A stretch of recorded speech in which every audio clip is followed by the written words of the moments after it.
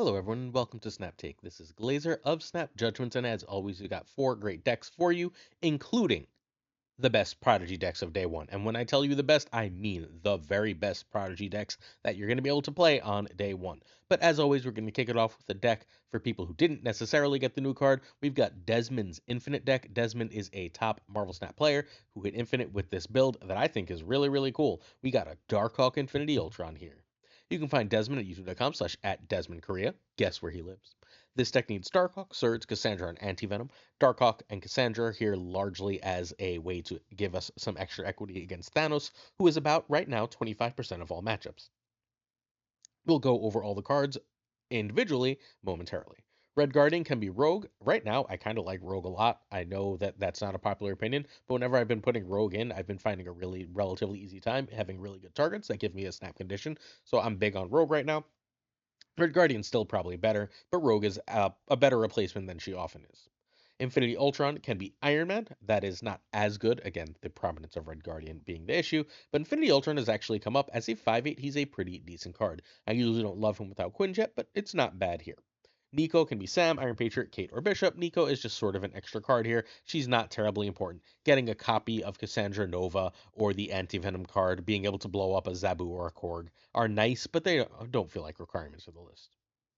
All right, Korg, Rockslide, and Darkhawk are a package. They basically make Darkhawk big in regular matches. Remember, your opponent should have about 3 cards in their deck at the end of most games of Marvel Snap, which is going to be +6 power to Darkhawk. A 5/9 is good stats, not through the roof. You play a Korg, 5/11. Now we're cooking. You play a Korg and a Rockslide, we've got a 5/15. So you love to see it, right? That is fundamentally the purpose of Darkhawk in these lists, and it ends up being very powerful in that role. It's also pretty good against Thanos. It feels like Thanos draws its whole deck every game, but that's not actually the case. Fairly often, Thanos has some extra cards in deck, and Darkhawk's going to give you some extra play there. The last thing that this package really does is when your opponent draws rocks, you don't always know it, but that really does put you ahead. You're bricking one of their draws, and their draws are generally fairly limited. Now, that doesn't mean that like they couldn't have drawn everything, don't be silly. That doesn't mean that they can't be overpowered still, don't be silly. But it does mean that they're less likely to have hit everything, which could give you an advantage in the game. Nico, we talked about already on the previous slide. Zabu is here largely for the use with Rockslide and Anti-Venom. It's okay for Absorbent but generally speaking, Absorbent isn't really there for that, with the caveat or exception of that if you get a cheap Absorbman with a cheap with the right stone for Infinity Ultron, all of a sudden Absorbman for 3 really does matter. But being able to get Anti-Venom or Rockslide down on turn 3, or be able to play them on turn 5 with another card are both extremely powerful things to do. Surge is your basically secondary ramp. The card you most want to be 4 cost is Infinity Ultron. Infinity Ultron for 4 cost is incredibly strong, but honestly, just getting one of the ones for free, Surge makes it more likely that you can put rocks in your opponent's deck, sneak out a Luke Cage, and so on and so forth. Cassandra Nova is, unless your opponent really, really hits with that Thanos, is very likely to be about a 3/8 or 3/9, and then she gets extra value because as they play those -1 cards, she basically gets fundamentally what amounts to 1 extra value each time. So she's just a lot of big stats in the meta right now. She's a little underplayed. She's quite good.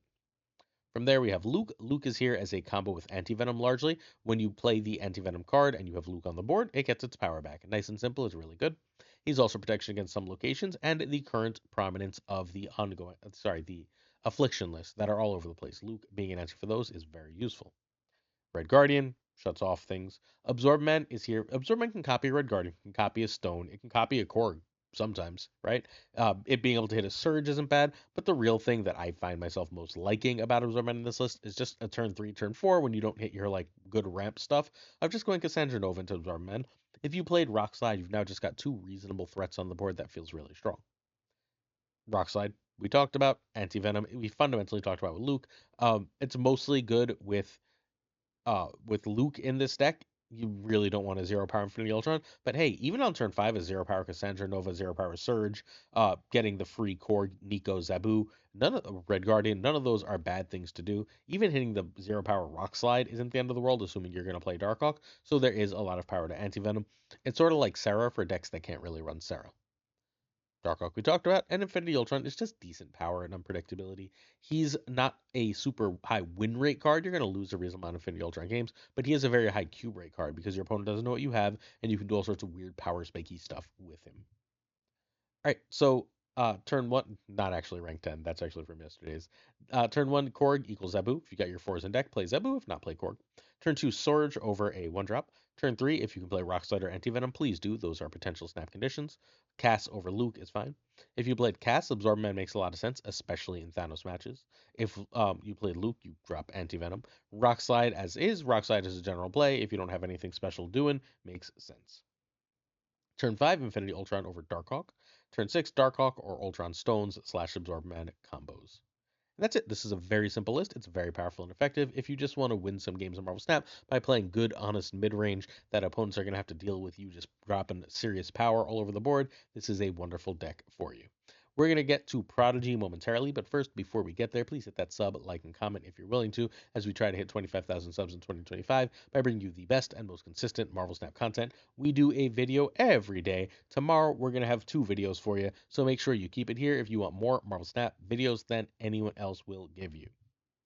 In addition, we're giving away a season pass this week. If you want Esme Cuckoo, sub, like, and then later in this video, I'll tell you what comment to leave. A comment on any video this week is your entry to win Esme Cuckoo. Prodigy is the 3/4 that came out yesterday on reveal. This is in the back row. Copy the text of the card in front of it. And I'm going to tell you straight up. I usually, on the day a new card comes out, I test every single deck that exists for it.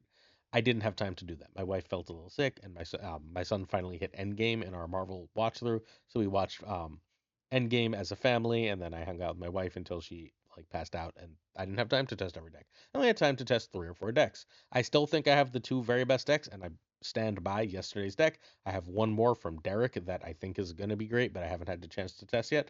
But what I do know is Prodigy is very often going to be the 11th or 12th card in a deck.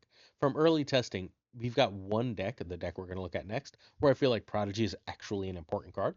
Outside of that one deck where I think Prodigy is actually important, again, the next deck we're going to talk about, he's a card that you can add to decks as a power spike. That's a fine place to exist, but not necessarily a card that we have to go out of our way for. It's possible we find something else out about him, and I still think he's good. Anything that can actually crack the top 12 in a reasonable number of decks is a good to very good card. But I do think that he's clunky enough that he's like a good but replaceable 3 in every deck basically, but this one. Roram's Moon Liath is a deck that really, really wants Prodigy because Prodigy has 3, maybe more than 3, but at least 3 absolutely incredible targets in this list. So, we'll get there momentarily, but this list is like I was like, there's no way this works. And then I saw the stats and I tried and I was like, oh, this list very works. You can find Roram, who deserves way more love in this community, at twitch.tv/Roram Plays. Phenomenal player, really good person, good friend of ours. This deck needs Goliath, Sam, Valentina, Carter, Moonstone, and then Carter again because I don't know how to type. As I'm doing this late after the sick wife went to bed. Surge can be any cheap ongoing you want. Dazzler or a card similar is fine. So Ant-Man is a decent power spike in this list. You are going to fill lanes in this, especially if you see your Moon Girl. But even if you don't see Moon Girl, you can just choose to fill that lane. If you fill that lane with Moonstone, being able to give Moonstone at 4 extra power is enough power to really, really make a difference. Quinjet is the key card for a Moon Girl strategies for this list. There are a lot of games where you're going to be able to play Prodigy on Quinjet and then play Moon Girl, and then you can just play everything and just sort of rock. -2 is an awful lot, and God forbid you get Moonstone on that. You don't really need Moonstone on that because your 3s will be 1 at that point, and they don't go lower than that. But like Quinjet into Prodigy is just crazy power. Quinjet alone is still pretty good. It lets you do last turns of stuff like just let's just say for example Goliath, Victoria Hand, Carter, or Sam, right? If you can get copies of all those, you're not always gonna get copies of all that stuff, right? But any copies you get are now suddenly insanely cheap and powerful thanks to Quinjet. Probably the most important card on the list. Goliath is just good stats. Ant-Man, Quinjet, Sam, Sam Shield, Victoria Hand, Carter, Steve, Cosmo, and Moonstone, and then potentially Prodigy. So 9.5 ongoings in this list. That's, plenty to make yourself a big Goliath, who's also a 1 cost with even just Quinjet if copied by Moon Girl, which is a really nice place to be for your card that gives you a ton of power. Also, not the worst Prodigy hit in the world either. Good for Prodigy and good for Moonstone. Sam Wilson gives you 2 ongoings in your deck that wants to run ongoings, and it also really does help you hit your Prodigy targets.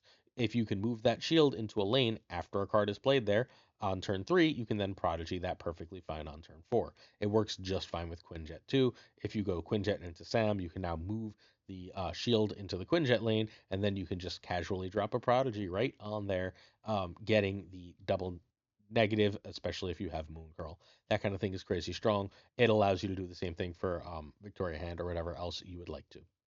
Surge makes stuff cheaper. You've got 2 4s, making them cheaper is good. You've got all these 3s, then you don't really care how you play them if you don't have Moon Girl. So you just sort of drop what you want as you can get it, and Surge is great for that. This is a really solid Surge list. Victoria Hand only cares about Moonstone in this list. There's no other card that Moonstone and that Victoria Hand and Quinjet care about besides Moon Girl. Sorry, did I say Moonstone? Besides Moon Girl and random like hand generation bullshit. So don't go crazy with her, but she's a perfectly fine card to drop early. One secret benefit if you don't draw Moon Girl is she's a real red guardian target, and if they red guardian her and you don't have Moon Girl, you're like, okay. Captain Carter is a ton of power, another amazing Prodigy target. Because you have Carter in the list, you can Prodigy the Carter, move the shield out. Now you have both in the front, +6 to your whole back row, and now you can play Moonstone somewhere else, like perhaps on a Steve Rogers, Captain America, a Quinjet, a Goliath, and you have 2 real serious lane threats. Really cool stuff. Of course, Captain America buffs Captain Carter and works with Moonstone. Hell, a 3/4 Captain America from Prodigy isn't the worst thing in the world. You love to see it. Cosmo is your protection. It's your way to shut down opposing bullshit. You only have a couple ongoings, on reveals, so it's not a huge problem to just play Cosmo wherever, though usually at the end of the game to shut things down, especially with all the Surfer everywhere if the Surfer location is obvious. Talked about Prodigy throughout. Prodigy has, again, a lot of targets here. The best targets being Quinjet, Carter, and Victoria Hand. Although, honestly, Moonstone's not a bad target. You're just never really getting that right? Like, that's pretty rough to get. Moon Girl doubles your hand, which makes Victoria Hand really good, uh, and makes Quinjet work even better, right? Like Quinjet with all the ways to make things cheaper, Victoria Hand with all the ways to give these cards extra power, and then of course Moonstone works as a double for your ongoings. Um, Quinjet is key here. Captain Carter is key here. Captain America, Goliath, and Ant-Man are all perfectly acceptable, as is Victoria Hand in the right situations. Hell, if Prodigy hits an ongoing, it'll work there too. This list sings. So with this list, Roram went 7-2, 78%. I played this while I was watching Endgame, so I don't actually have stats for it, but it did feel quite good. Turn 1, Quinjet over Ant-Man. Turn 2, Surge equals Sam. Depends what you've got. If you need the Sam in order to get the Prodigy going, feel free to play that. If you've got all your expensive stuff in your deck, feel free to play Surge, like if you don't have any good combos yet. Goliath equals Victoria Hand is perfectly fine. After that, Victoria Hand is a bigger priority if you have Moon Girl. If not, Goliath is fine. Turn 3, uh, Carter over Cap over 2, and you just want to get Carter down in this deck in general because you can just cold drop a Moonstone on it. So turn 4 is Moon Girl or Moonstone. Don't be afraid to play Moon Girl and then turn later drop Quinjet Moonstone together. It's perfectly fine. You still want to play Moon Girl or Moonstone on turn 5, just fine. Or you can drop a 4, drop a 2 and a 3. Like if you played your Surge earlier, now you can play a Goliath with your Carter, Goliath with your Cap, for example, as a way to go keep going. And then turn 6, you go off, you play everything else you can, as much as you can. Try and, if you have a great Prodigy target, ideally that's going to happen on turn 4 or 5. But if you have a great Prodigy target, again, like at the end of the game, you're probably not going to, your Moonstones or Carters, you're probably hitting a Captain America or a Goliath. But that's still a big old power spike in a lane that's unexpected, especially if you can make it cheaper. This list is great. This is, in my opinion, if not the best Prodigy list, because I think the next list might be the best Prodigy list. This is the best list that actually really wants Prodigy. That I'm sure Prodigy it turns a mishmash into a list. Hey, check out twitch.tv/PulseGlazer, please, if you are interested in checking out a stream. If my wife feels better, I'll be streaming today, but either way, I'm definitely streaming tomorrow at 8:30, making the podcast with both Roram, the aforementioned Roram, and Cougar. Not sure of the subject yet, but I promise you it'll be cool. Come check it out, twitch.tv/PulseGlazer. Our season pass questions: what are your first impressions of Prodigy? Do you agree with me? Disagree with me? What do you think? We're going to do 2 videos tomorrow. I've got, I think, the return of Lockdown. We've got a Lockdown deck that's not just Clog coming up. And in addition to that, we're going to do a video of top player thoughts on Prodigy tomorrow. All right, so Heart is a Prodigy. You've seen this list, or hopefully you've seen this list. I shared this list, I don't know, 4 or 5 times at this point. This is from our friend Heart of the Cards. He added Prodigy. He's like, I'm not sure if Prodigy is the 10th card in this list or the 14th card in this list, but it does have really good targets, and those really good targets give it a lot of power. So you can find Heart of the Cards at twitch.tv/Heart of the Card Snap. This deck needs Galacta, Fenris, Gladiator, and Carter. US Agent and Sam can be Forge and Kate. Makari can be Fastos and Hope, although Makari is secretly kind of awesome for Prodigy, because if it goes second in a lane, all of a sudden you've got a really good Prodigy lane. And Prodigy was Mobius before the change. All right, Sam works amazingly for Prodigy. That's why he's here. Outside of that, 2/7 good stats. Make sense? Good. Fenris is an extra card, and Surfer loves extra free cards. It doesn't fill the board, and it doesn't play every location, but between Negasonic and Gladiator, you should be reasonably good at using Fenris to give yourself an extra card, and that extra card can be powerful. You don't really want Thanos Stones as a general rule, but once in a while, around turn 5, you will just trigger Fenris, get a draw stone, and move about your life. Extra power, free power is good. He ends up playing like as a downside for this list at about a 2/6, and like look, a 2/6 is really good stats. US Agent is also downside 2/6, upside 2/8. It also has some synergy with Gladiator, where if you played in the Gladiator lane, Gladiator grabs a big card. That big card will not be a threat. Brood and Carter are your two power cards in the list. Hitting either with Galacta or Surfer turns them into lane winners. It triples the buff. Surfer and Galacta are your two power cards. Galacta to be played before, Surfer to be played after, obviously. Galacta is better than Surfer as a general rule. I know it's called a Surfer list, but Galacta is the most important card. Killmonger, because we're in a Thanos meta, it also helps feed your Fenris a little bit. Negasonic, if you're good with it, absolutely wrecks opponents.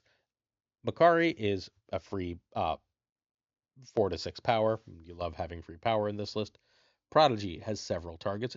Carter with Prodigy is still incredible. If you don't see Galacta, you go Sam, Carter, Prodigy. You're in amazing shape in that game. Don't be afraid to hit a US agent. Hitting a US agent seems incredibly, incredibly strong.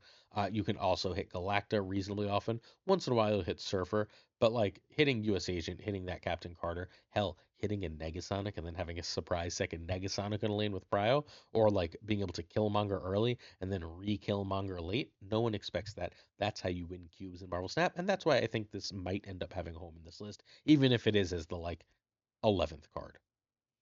All right. Gladiator is, we talked about, it destroys a card, it's just big stats, and Galacta. This one is the highest win rate day one list for this deck. It is 58% in 45 games. Turn 1 pass. Turn 2 Sam over US Agent over Fenris. Turn 3 Gladiator over Negasonic over Carter. Turn 4 Galacta over 3 or Prodigy on Carter if Sam/Carter. Turn 5 Gladiator, Negasonic, Killmonger, Prodigy, Carter, or Brood. It could be any of those depending on the situation. Plus Fenris is better than US Agent, assuming you have a target for Fenris. Then turn 6 is a 3 from 5 and Surfer. And then you win because this list is way more power than it looks like. It's way more power, way more disruptive. This is probably the best Surfer list in the game. Unsurprised that Prodigy being added to the best Surfer list in the game led to the best stats for Prodigy. He is, in fact, a 3-vote cost card.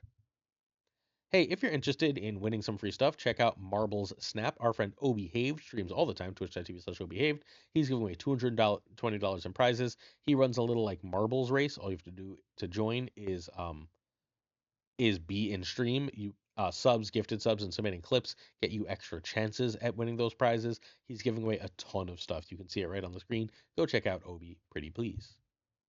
All right, we're gonna finish up with Burr's Clog. Clog's really good right now. Burr's has been climbing like crazy. He took a couple seasons off after being in the top 10 a bunch of seasons in a row, and has climbed back into the top 100 with this Clog list that he swears is the easiest list to win and climb with. So, given that a top player says this is the list to win and climb with, here we go.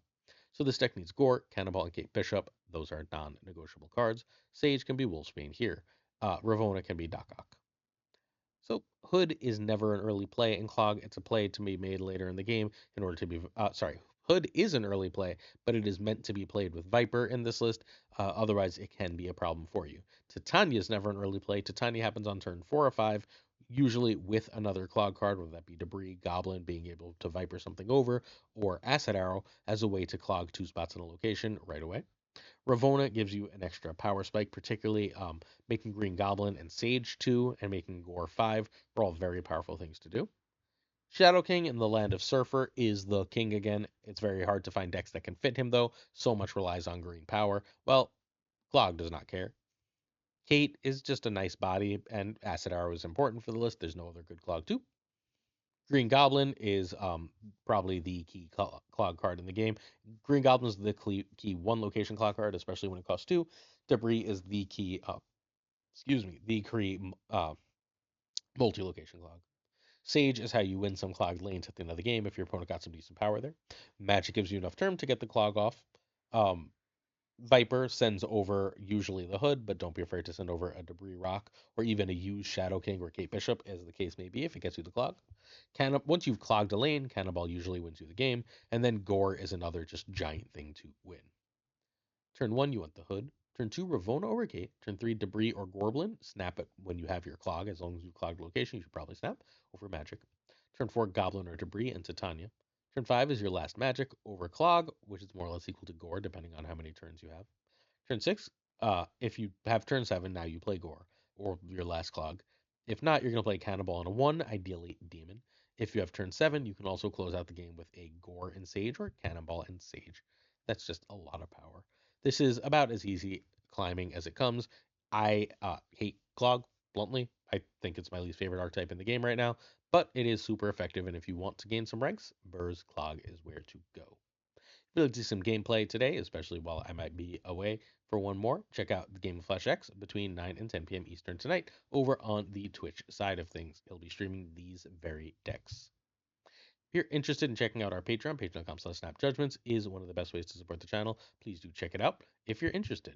I'd like to say thank you to Bricks to Click, our patron of the month, Abigail Keeson, Mandatory Burnout, It Regardless, LAB, Inc., Iron Frostman, Hota Nevarete, Thinking Poker, Brian Ryan, Ryan Burke, Ryan Wood, Renwrench, Caretix Lee, Corey, Kazushi, Archangel 3K, Black Dahlia, Perofrost, The Goat Seeker, Code, Hollowed, Only Fox, Synth, Fat Nick, Absolute Shannon, Nightmare, Dirty Casual, Mr. Kerfuffle, Cables, Ginger Prime, Philip Rakovich, Haplo, Kenny Loggins of the Danger Zone, The Bizza, Black Sheep 23, Extra Sweet and Skippy G, Jessica Gamble, Mr. Slush Death, The King of Bros, Bro, The Great Kazoo, Werewolf, Kevsey, Hoda, Ludacris, Glam, Colonel Forbin, Rob Silverman, M. Holland, David G. Wingfield, Stephen, Brian Kaufman, Tristan H. Martin, Jason B., Mr. Craig Sterry, Matt V., Corey, Corwin, John Q., Jimmy McHugh, Yist Out, A Sage, One Big Man, Milkman for Reals, Cactus Jack, Reapser, BG, Quid Pro Joe, Snap Decisions Joe, D. Carlo, Models Mod Supreme, Bickety Boom Bot, Green Goblin, Unit Unibot, Flan 56, The Vazant, Spectrum X, Hoot, Ocularis, Matt H, DJ Mike Hijinks, No Frickin' Flex,